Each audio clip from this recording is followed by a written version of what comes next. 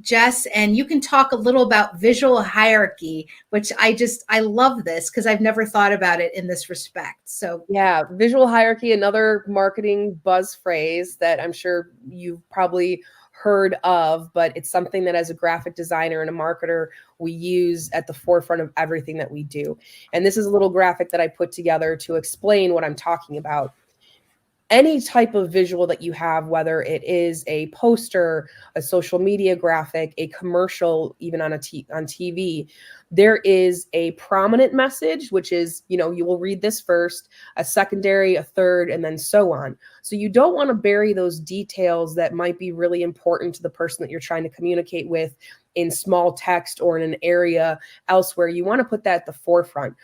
And you also just don't want to have everything be really large, right? It's kind of like when somebody text messages you in all caps, you feel like they're yelling at you. yes, Oh, yeah. wow, no, you're excited. So you don't want to put everything super large. You want to make sure that there's a balance. You're creating basically a visual balance in your graphic. Absolutely. And as somebody whose, eyes continue to change over the years, and I know I meet with a lot of decision makers that are, putting on their spectacles, whether they are more permanent or something just for reading. So even in an in-person meeting, watching those font sizes, those little details, I was in a meeting once where this was years ago. I was in a meeting once with a colleague, and she handed over like a one sheet, and the font size was like an 8-point font, so she could try to fit everything on one sheet. And the person was just like struggling to read it, and you could see that the person was just frustrated.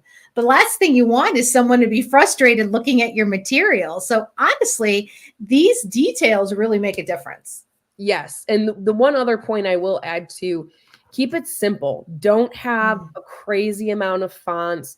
Don't go crazy with bolding and underlining.